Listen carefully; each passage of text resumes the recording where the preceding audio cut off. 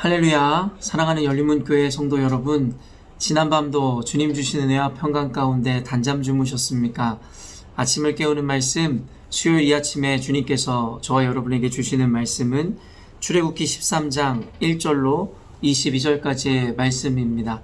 오늘도 주신 하나님의 말씀을 통하여 오늘도 저와 여러분의 삶 가운데 성경을 통한 분명한 기준과 또한 그 기준을 통한 성경적 세계관이 온전히 세워지므로 세상을 창조하신 하나님의 원리와 원칙에 맞게 오늘도 우리의 삶을 살아내심으로 하나님께는 영광이며 여러분의 인생 가운데 성경에서 약속된 형통한 삶을 살아내시기를 바랍니다. 오늘 본문에는 계속해서 이 10가지 재앙 이후에 결국에는 이 이스라엘 백성들을 조건 없이 내보내는 이 바로왕의 모습과 그리고 이제 마침내 출애굽하여 이제는 광야의 길로 접어드는 이스라엘 백성들의 이 행진과 모습에 대한 이 내용들을 담고 있는 것이 오늘의 본문의 말씀인 것입니다. 하나님께서 오늘 말씀 1절에서도 이야기하듯이 결국에는 출애굽시킨 그 백성들에게 하나님께서 요구하시는 것이 생겼는데요. 1절부터 2절 말씀을 보면 여호와께서 모세에게 일러 이르시되 이스라엘 자손 중에서 사람이나 짐승을 막론하고 태에서 처음 난 모든 것을 다 거룩히 구별하여 내게 돌리라. 이는 내 것이니라 하시니라. 하나님께서 자신의 소유임을 분명히 밝히시며 처음 난 것, 사람과 동물 할 것 없이 처음 난 것에 대해서 자신에게 돌리라고 분명하게 명령하시는 것을 보게 됩니다.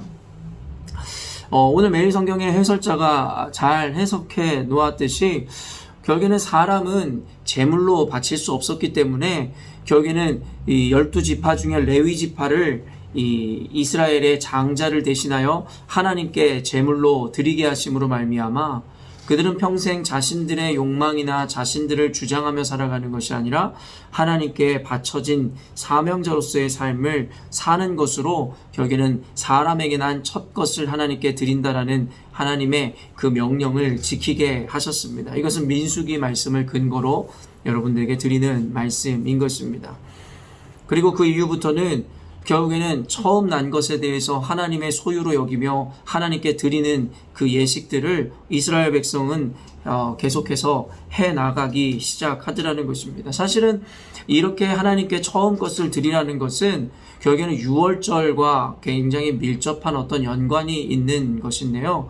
말 그대로 주님께서 임하심으로 말미암아 결국에는 하나님의 말씀에 순종한 자들은 살리시고 그렇지 않은 이들을 하나님께서 장자들을 가져갔었던 애굽에 내린 10가지 재앙에 대한 것을 기억하게 하시는 장면인 것입니다. 말 그대로 어찌 보면 불순종했던 애굽인들의 장자는 모두 죽이셨지만 하나님 말씀에 순종함으로 주님의 말씀에 순종한 이스라엘의 장자들은 살리셨던 것을 기억하고 기념하게 하시는 것, 그것이 바로 처음 것을 하나님께 드리라는 것의 의미인 것입니다.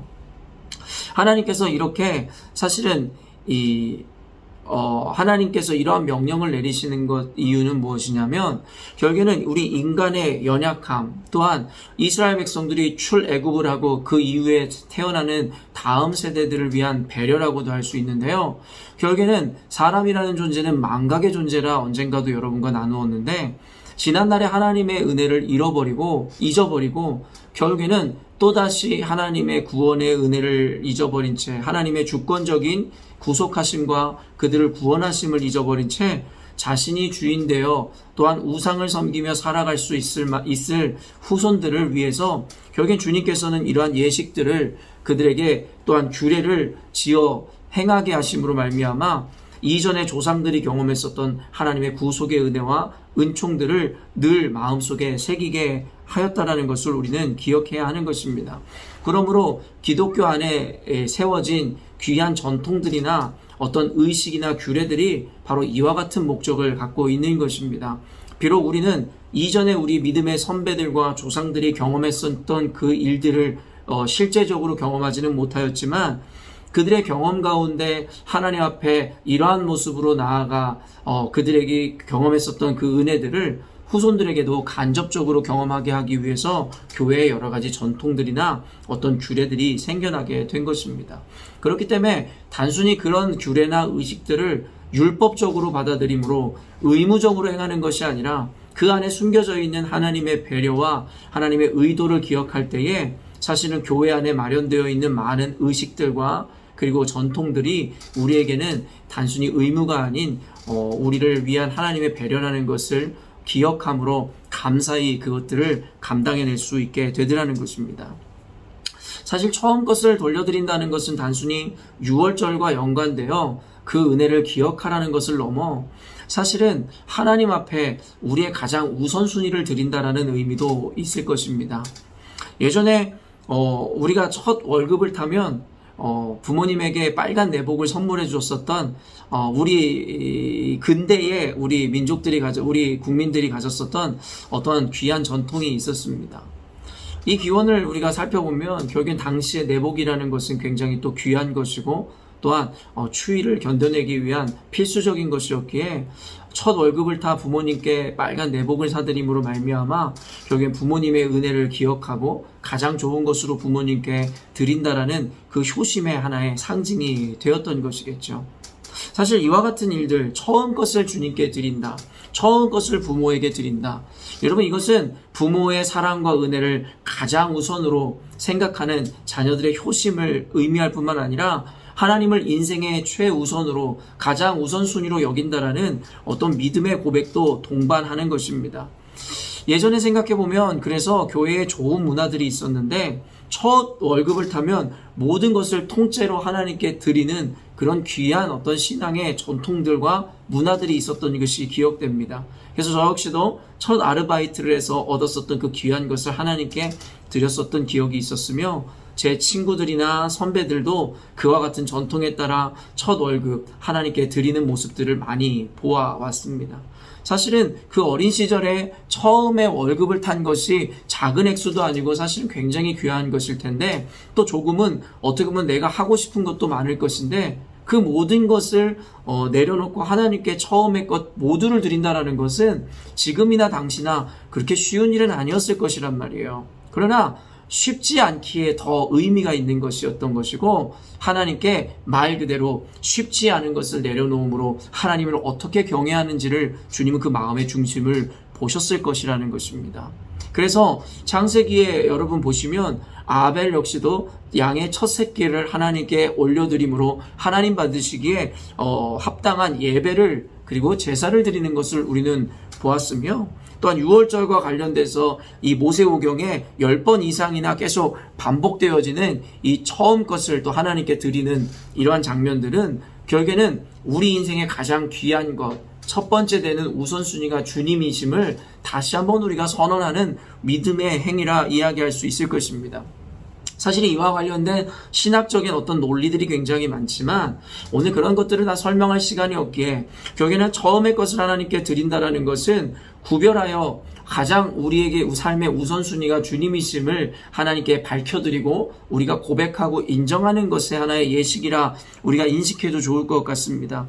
그래서 사실은 학자들은 결국에는 이 장자, 결국에는 모든 민족의 장자로 대표되어지는 이스라엘 공동체가 하나님께 바쳐짐을 의미한다라고 이야기하며 결국엔 이 이스라엘 공동체는 신약의 개념으로 넘어와 교회가 그렇게 장자됨으로 하나님께 바쳐진 것이라 해석하고 있습니다.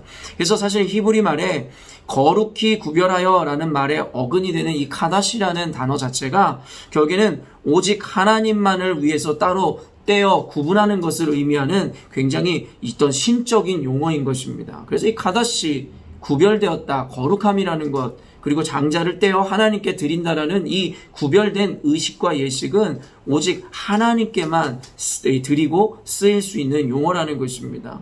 그렇기 때문에 제가 요 근래 계속 강조하듯이 우리는 영적 이스라엘로서, 어떻게 보면 장자된 자로서, 신약의 개념이라면 교회로서 하나님 앞에 구별되어 하나님께 우리의 삶을 드림으로 말미암아 하나님 앞에서 결국엔 하나님만이 우리에게 최우선이 가치이시고 우선순위라는 것을 분명히 새겨야 한다는 것을 성경은 지속적으로 이야기하고 있는 것입니다. 사실 오늘 본문을 모두 훑으면 좋겠지만 결국에는 광야길로 접어들며 하나님께서는 그들을 구별되이 하나님께 처음 것을 드리기를 원하셨고, 그 처음 것이라는 것은 결국엔 어쩌면 우리 모두의 전체의 삶의 가장 중요성, 그리고 우선순위를 하나님께 드리라는 말씀과도 같은 것이라는 것이죠.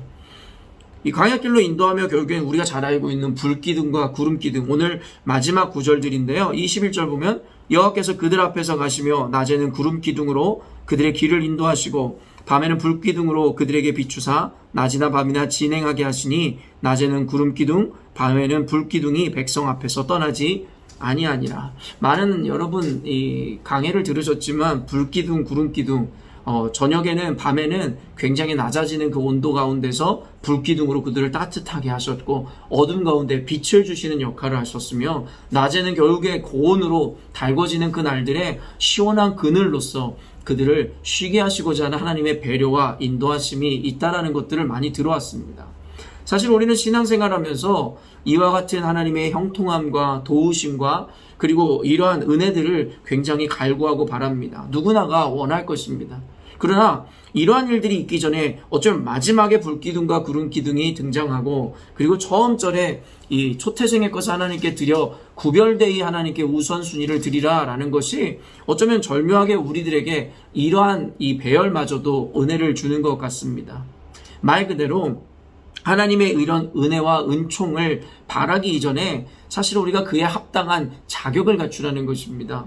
썬데이 레디스의 모임에서도 제가 강조하였지만 결국에는 부모가 자녀를 향해 사랑을 베풀고 자녀들이 때로는 망가지고 때로는 부모의 말을 거역한다 할지라도 결국에 그를 달래고 때로는 그를 때려서라도 결국에는 그에게 복을 주고자 하는 그 마음을 품는 이유는 바로 그 아이가 내 자녀이기 때문이고 내 소유이기 때문이라는 것입니다.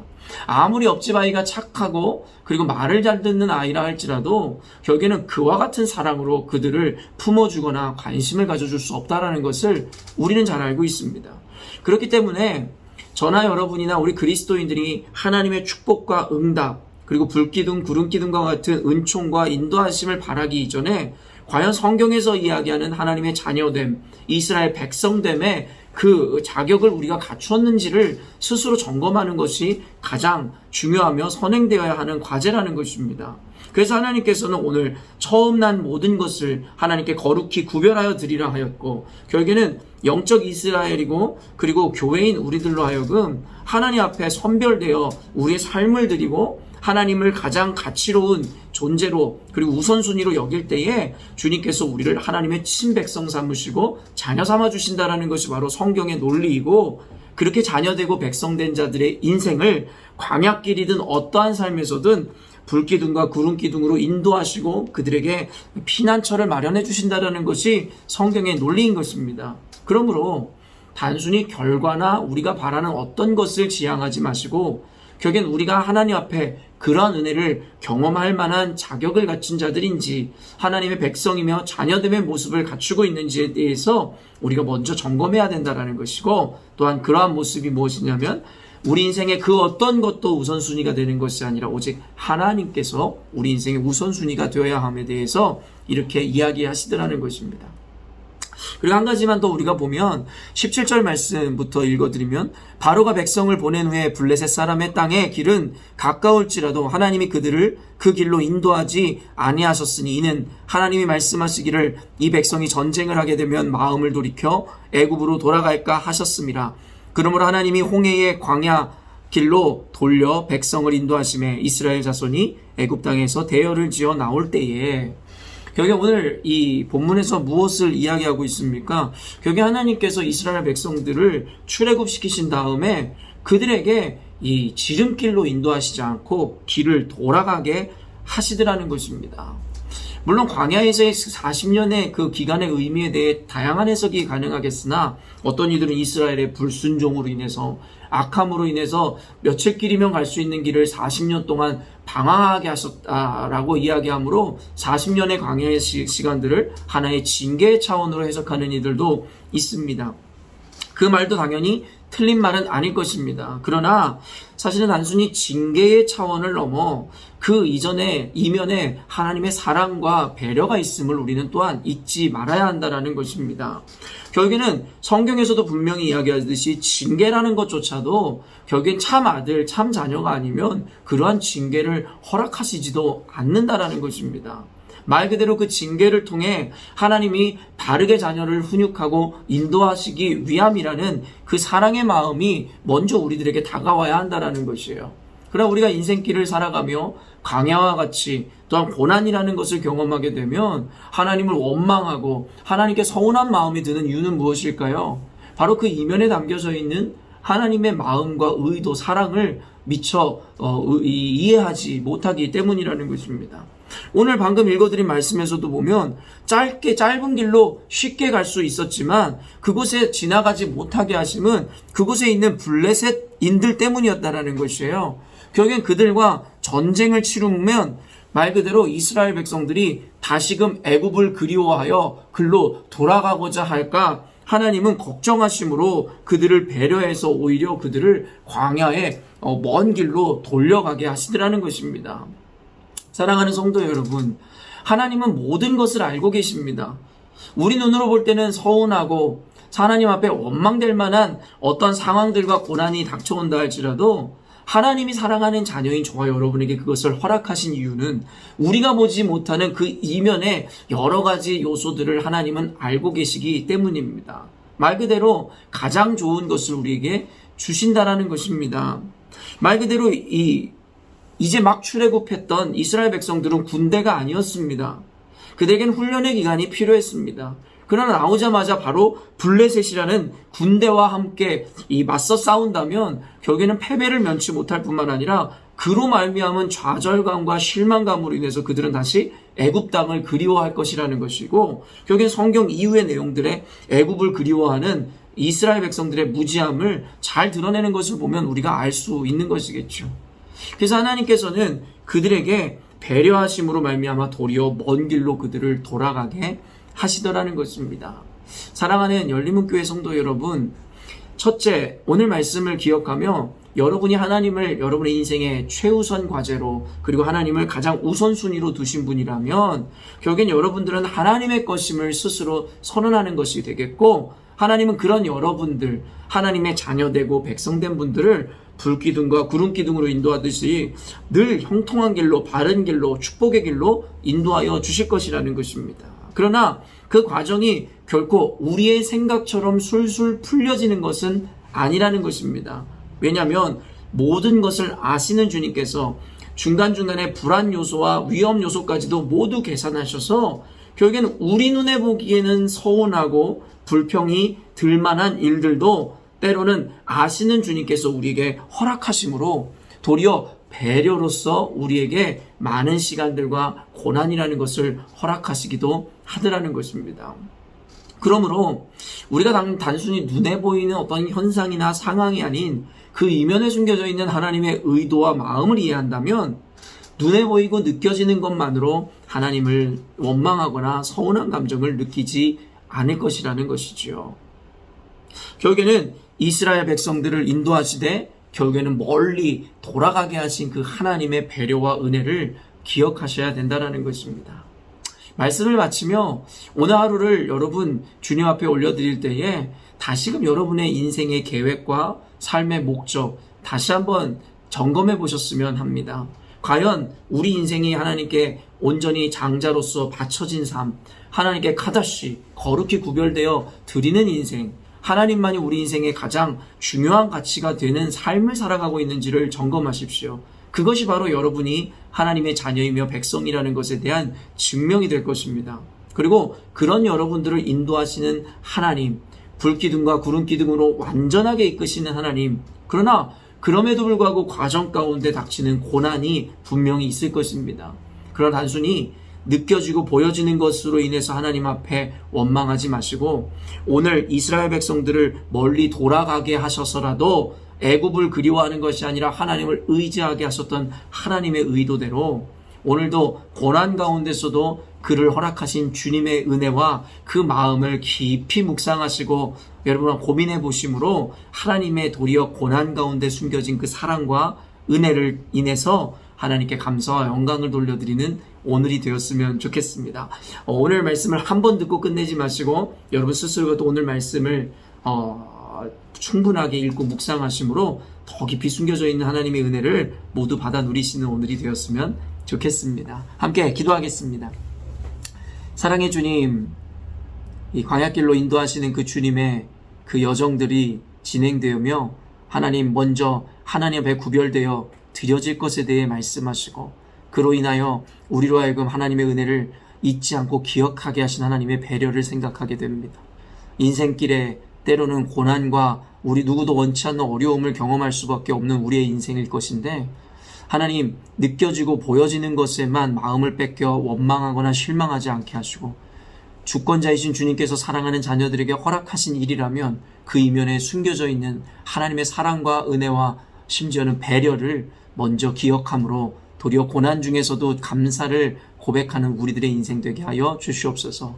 그런 고백으로 살아가는 우리들의 인생이야말로 환경에 좌지우지되지 않으며 감정의 노예가 되지 않는 하나님 앞에서 늘 감사와 평강을 고백할 수 있는 온전한 그리스도인들의 삶이 될 줄로 믿습니다. 그런 은혜와 은총이 오늘 이 말씀을 들은 모든 그리스도인들에게 주어지는 하루가 되게 하여 주시옵소서. 감사드리며 예수님의 이름으로 기도합니다. 아멘. 사랑하는 열린문교회 성도 여러분, 오늘도 하나님이 허락하시는 가장 복되고 귀한 날을 우리는 맞이하게 되었습니다. 우리 인생의 주인일 뿐만 아니라 온 세상 만물의 주인이신 주님 앞에 오늘도 주님을 인식함으로 모든 것을 통해 주님께 영광 돌리는 거룩한 삶을 살아내시기를 바랍니다. 아침을 깨우는 말씀은 내일 아침에 또 만나도록 하겠습니다.